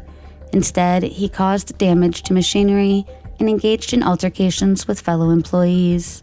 Hughes had also been accused of assaulting young girls aged 3, 5, and 9 in the years between his release and 1995. Hughes came under suspicion when multiple witnesses spotted him cycling along a path which overlooked Sophie's location. One woman actually caught him hiding in the bushes, and he told her he was looking for money he had dropped. The path's proximity to the property meant that he could potentially overhear the children's conversations, which indicated that he may have been aware they were sleeping in the garden that night. Moreover, that night at 2:55 a.m., Hughes was seen sitting on a bench near the promenade by a police officer who talked to him while patrolling the town. The police later discovered a shoe print on a rhubarb leaf in the Joneses' garden, which upon examination indicated a potential match with Hughes' shoe. Hughes was arrested at the home he shared with his mother at 3:50 p.m. on the same day the body was discovered. He was detained at the police station, and during his questioning, he constantly denied any involvement in the murder. He confirmed that he roamed all over the area, including having been on the bridle path that ran behind the Joneses' house that day. He also confirmed that he was out and about in the early hours of July 30th when he was spoken to by a police officer. However, he denied killing Sophie. He was held for 4 days, but as there was not enough evidence to charge him, he was released from prison. Hughes was soon rearrested after police found images of children, which had been located in a police search of his home. Officers had also found a collection of girls' undergarments hidden in a stone wall. Soon, other evidence came to light, albeit circumstantial. A 6-year-old girl named Amanda Roberts came forward to say that she had been playing in a park near her home that Saturday afternoon when she was approached by Hughes at around 4 p.m. He tried to persuade her to go with him, but the girl ran away. That park was less than a 4-minute cycle ride from the Joneses' house. A convicted sex offender, Michael Guidi, also came forward. He claimed to have known Hughes and his mother while he was a neighbor of theirs. He told police that Hughes would often share his twisted sexual fantasies about assaulting young girls with him. He said that there was more than one occasion when they had a conversation, and that he said that he wanted to abduct a girl, to have intercourse with her, and then to murder her. Police allowed Hughes' father to visit in response to his request for welfare visits. During that visit, Hughes reportedly confessed to sexually assaulting and murdering Sophie. Hughes also told his father the route that he had taken when he kidnapped Sophie.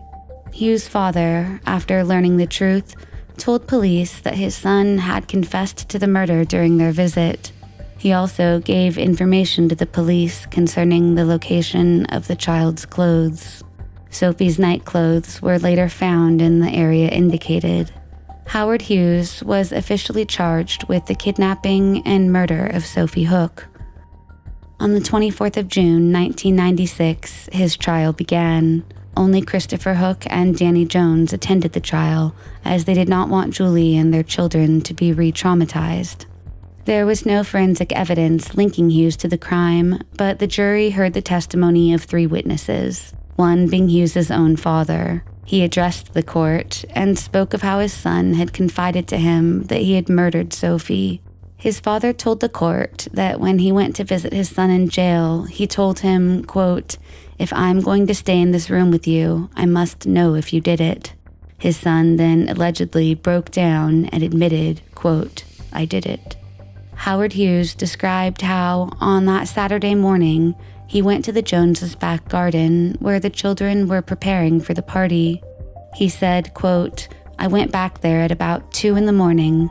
I persuaded a girl to go with me down to the beach.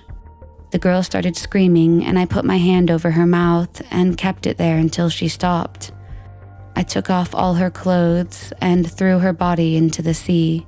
He followed up his statement by saying, quote, "I've been sexually frustrated since 1990. Hughes later went on to deny this confession. The defense argued that his confession may not have actually been to her murder, but only in an effort, he said, to help authorities find Sophie's clothing. To which his father said, quote, "You can suggest what you like, but that is rubbish." The second witness was Jonathan Carroll, a 30-year-old career criminal who was in prison at the time he testified. He told the jury that he had been out looking for places to rob. He was in a garden when he heard someone coming up the street. A few moments later, he saw Hughes carrying a sack down a lane. He then says he caught a glimpse of a human leg coming out of the sack.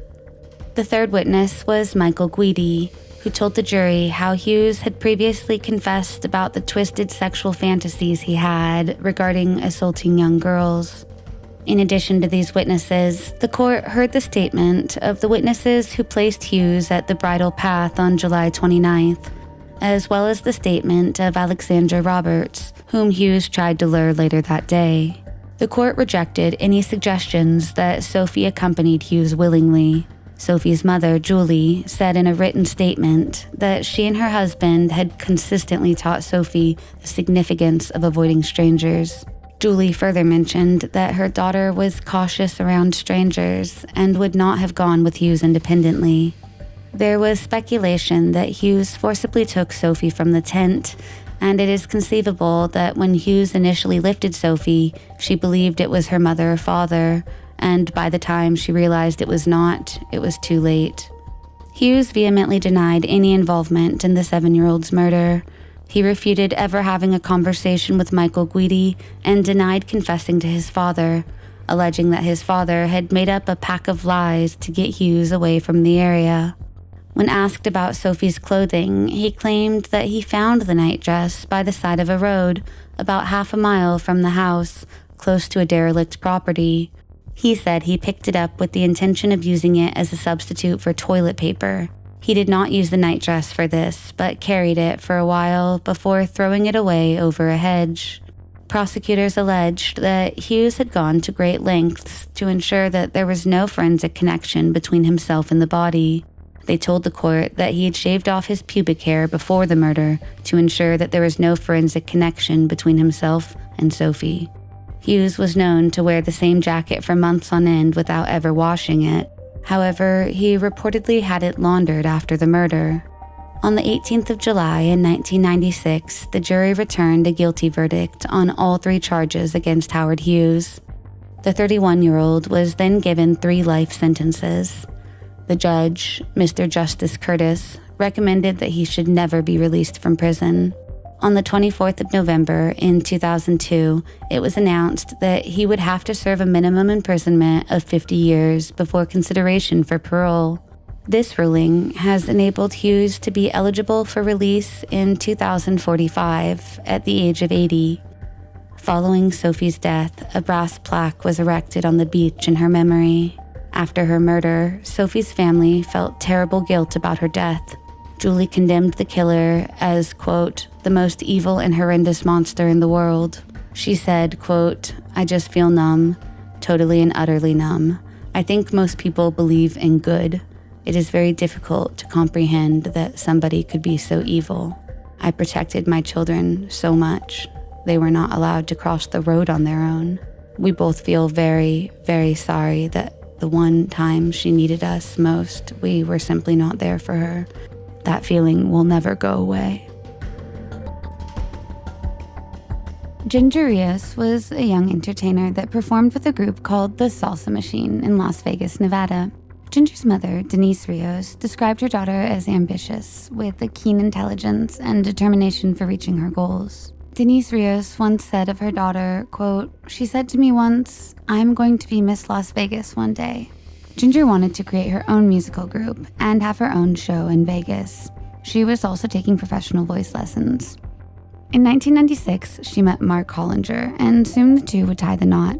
Mark was an introverted divorcee and was 14 years older than Ginger at the time of their marriage. On April 4th, 1997, the couple arrived at the parking lot of a shopping center located at 3507 Maryland Parkway, just a short distance from the University of Nevada, Las Vegas campus. Their purpose was to visit the Spycraft store to acquire a book on improving their credit reports. Ginger and her husband had moved into a home the day before on a lease-to-own plan and wanted to clear their credit so that they would be approved for a loan. The Spycraft store sold a variety of listening devices, surveillance equipment, and books. Ginger ventured into the store to make the purchase, leaving her husband Mark in the car. Mark noted that Ginger carried only her wallet with her, leaving her purse and other belongings behind in the vehicle. This was the last time that Mark would ever see her alive. Mark waited anxiously as the time went by, and Ginger still had not returned. After a while, he decided to look for her and went into the store. The couple working there told him that Ginger had already purchased her book and had left. Even though he felt like something was wrong with the way that they had spoke, Mark thanked them and kept on searching for his wife. He walked around the shopping center looking for her, returning just a few minutes later. He again asked the couple if they had remembered seeing his wife. They repeated only what they had said previously. Mark then called his father-in-law, George, and informed him that Ginger had disappeared. George, a pragmatic man, reassured Mark, suggesting Ginger might have simply wandered off to another store and would return soon. However, as Ginger failed to reappear, Mark and George decided to revisit the Spycraft store later that night in an attempt to access the surveillance footage, hoping to glean insights into Ginger's actions prior to her disappearance. Unfortunately, upon their arrival, they found the doors locked and a closed sign in the window. However, looking around, he saw the couple who Mark had talked to earlier in the day. The couple was standing next to a van holding a baby in the parking lot. Mark approached them, informing them of his wife's disappearance and requesting access to their CCTV footage. The couple said they were in a hurry, but the man identifying himself as the owner of the shop, John Fowlers, assured Mark that they would review the footage the following Monday. Mark and George thanked the Flowers and continued their search for Ginger. However, nothing would be uncovered. On April 6th, Mark filed a missing persons report with the Las Vegas police. The police started their investigation immediately. Her family did not believe she would have left voluntarily, as she dedicated her life to her career. Her family said she was excited about moving into her new house and was looking forward to starting a new chapter in her life. Moreover, her paycheck and her bank accounts remained untouched. Ginger's family initially ruled Mark out as a suspect. However, due to the fact that the spouse is the first suspect in any police inquiry, Mark was investigated heavily. During the investigation, the police uncovered that Ginger and Mark's marriage was not as harmonious as they had initially portrayed. In fact, Ginger had spent some time staying at a hotel away from Mark. Police questioned Mark about her disappearance, however, he denied anything to do with it. He said he adored Ginger, and despite the occasional challenges in their new marriage, they were essentially happy. However, Mark would soon become a suspect after a patrol officer found his car burning in a parking lot, with Mark nowhere to be found. Police suspected he may have been trying to destroy evidence, and his car was taken for forensic examination. Meanwhile, the police questioned him about the vehicle. Mark claimed that while driving home from work, his car had overheated and exploded into flames. He said he then decided to leave it and walk home. Mark's car was forensically tested, but due to the fire, nothing would be found, and with no evidence connecting him to her disappearance, Mark was officially cleared. Police then decided to pay a visit to the Spy store, the last place where Ginger was seen alive. Police called the owner of the store, John Flowers, and asked him about the CCTV footage from the day Ginger disappeared. Flowers told the detective that he was at his other store in Phoenix and would return soon. Investigators then decided to pay a visit to the storefront. Detectives did not notice anything unusual in the front part of the store, but when they entered the back room, they were immediately met with the strong smell of bleach. They also noticed a spot of dried blood on one of the walls. The blood was collected and preserved. However, the sample was so minute it could not be tested. Investigators questioned Flowers, and he told police that his dog had soiled the storage room, forcing him to use heavy-duty chemicals to clean up the mess. He claimed the blood must have also come from the dog. Detectives found the story plausible. When asked about Ginger, Flowers claimed that she had walked into his store, had stopped at the book racks, had gone to the checkout counter, had purchased 2 books, and then had walked out of the store. He claims that she was seen on surveillance footage while in the store. However, Flowers said that he did not keep a copy of that tape, and it had since been recorded over. The owner of the spy store also said that he had a cash register receipt, dated and stamped at the time that Ginger was in the store. However, he could not produce it when asked by investigators. Despite this, investigators did not have any evidence linking him to Ginger's disappearance. The police decided to explore Ginger's profession as a stage performer, which often drew unwelcome attention from male admirers. Detectives speculated about the possibility of her being targeted by a stalker. However, this line of inquiry proved fruitless, and the investigation went nowhere. 1 month following Ginger's disappearance, on May 5th, a hunter stumbled upon the body of a woman abandoned in the Arizona desert. The victim was unclothed and without any form of identification. Notably, she wore 2 rings, one adorned with 3 gems and the other featuring either the letter W or M. Given that Ginger did not possess such jewelry, the identity of the woman remained a mystery. The ring's photos were released by the local media. However, she could not be identified, and both cases remained unsolved. 3 months later, a federal agent called the investigating detective in Ginger's case from Phoenix, Arizona. The federal agent said that he had uncovered a lead that might be helpful in Ginger's disappearance. He said that John Flowers was on the run after being investigated for selling illegal listening devices, and when police questioned his wife, Cheryl Flowers, she revealed that she knew what had happened to Ginger Rios. Detectives immediately flew to Phoenix to question her.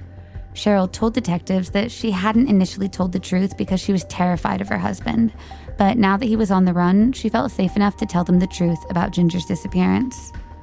She recalled that on that day, she and her husband, along with their baby, had been at the front of the store when Ginger entered. John had immediately instructed his wife to retrieve some film for their camera. She found the request unusual, but John often asked her to do such unusual things, so she did not question him. She left John alone with the young woman, who happened to be the sole customer in the store at that time. Upon her return, 10 minutes later, Ginger was gone. Ginger's concerned husband entered the store just after John's wife did, inquiring about Ginger. Cheryl remained silent as her husband informed the visibly distressed man that Ginger had been present but had already left the store. She remembered that after Mark left, John looked up at her in fear and told her, quote, "I've done something very bad. Whatever you do, do not go into the back rooms." However, curiosity took the better of her, and eventually she peeked inside the back room. To her horror, she saw Ginger's body lying on the floor in a pool of blood. As she stood there, processing the scene, John suddenly appeared behind her, gripping her tightly. He warned her to never breathe a word of what she had witnessed, and said that if she cared about her own life and the safety of her child, she would keep silent. He told her that Ginger had come into the store and that he had punched her, kicked her, and then killed her. He says this was in response to her getting into his face, saying that he, quote, snapped. John never gave Cheryl a rational reason as to why he killed Ginger. After closing up the shop for the remainder of the day, Cheryl says John got to work disposing of the evidence. An employee, at John's request, bought large plastic garbage bags, and John locked himself in the back of the store with them. Later, when an employee went to the back of the store, there was bleach all over the floor. John explained that he had been cleaning up after his dog. Cheryl said that Ginger's body was wrapped in plastic garbage bags. Later that day, when Mark and George came looking for Ginger, Cheryl says that they had no idea her body was concealed in those garbage bags in the rear of the van parked just by the spy shop. John then traveled to Arizona with his wife and their infant child. where he later buried Ginger's body in concrete out in the desert. When police found the unidentified body of a young woman in the desert a month later, assuming that it was Ginger, John had gone into hiding. Now that John was on the run, Cheryl had finally summoned the courage to confide in the detective about Ginger's true whereabouts. Cheryl took the detective to the exact place where Ginger's body was buried in exchange for full immunity. Cheryl was surprised to find the decomposing remains in the concrete tomb, as she, like her husband, had thought the unidentified girl found earlier had been Ginger Rios. These remains were positively identified as belonging to Ginger Rios. The other body found in a similar area remained unidentified. Detectives, now armed with the search warrant for the spy store, conducted a full-scale search. Inside the storeroom, traces of blood were found, and eventually those were positively matched to Ginger. John Flowers was finally arrested by U.S. Customs officials in L.A. in August of 1997. While this arrest was for an unrelated charge of assaulting a federal officer, his capture ignited a chain reaction of events, which allowed him to later be extradited to Nevada, where he was charged for the murder of Ginger Rios. When questioned, he confessed to the murder. After his arrest, police learned that John Flowers was in reality a fugitive named Craig Leslie Jacobson. Jacobson had a long criminal history involving burglary and counterfeiting. He had fled to Florida after being accused of committing battery on a peace officer and had assumed the name John Flowers. He still owned 3 spycraft stores in the Southwest when he was arrested.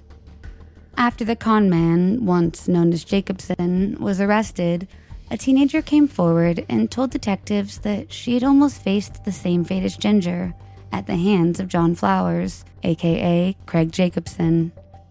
She recalled that 2 months before the murder of Ginger, she'd visited the spycraft store. She said that when she entered, the owner came over and grabbed her and threw her over his shoulder. She recalls that he started carrying her to the back room. However, moments later, another customer came in, which spooked the owner, allowing her to escape. She said that she was afraid to tell anyone, as she thought no one would believe her. Soon, a man by the name of Bernard McLaughlin also came forward.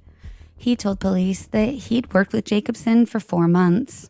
He said Jacobson passed himself off as a government employee with ties to the FBI, the CIA, and the DEA. Jacobson had employed McLaughlin to do one thing: secretly photograph dark-haired women, many of whom worked in casinos and hotels. In the short time that Bernard knew Jacobson, he said that he earned $900 to $1,000 for taking the pictures and recording the voices. He recalled that Jacobson always paid him with crisp new $20 and $50 bills. Though he traveled from Phoenix to Lake Havasu to Gila Bend, Arizona, it was in Las Vegas, McLaughlin said, where he took most of the photos. McLaughlin also told police that Jacobson had boasted to him about leaving bodies in the desert. Jacobson was initially incarcerated at a facility for the mentally ill. He was held with similar offenders while being assessed for competency to stand trial.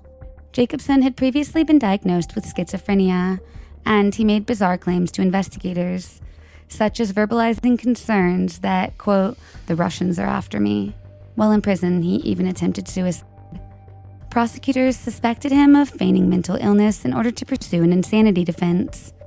Initially seeking the death penalty, they eventually pursued a plea deal due to concerns that a recent Nevada Supreme Court decision might facilitate a second-degree murder conviction, which could have led to parole eligibility in just 10 years. By pleading guilty to murder, Jacobson faced a minimum of 25 years in prison. Jacobson accepted the plea deal. Eventually, his plea was amended to guilty by reason of insanity at the defendant's request. Jacobson was convicted of murder after not contesting the charges and was sentenced to 20 years in prison with the possibility of parole.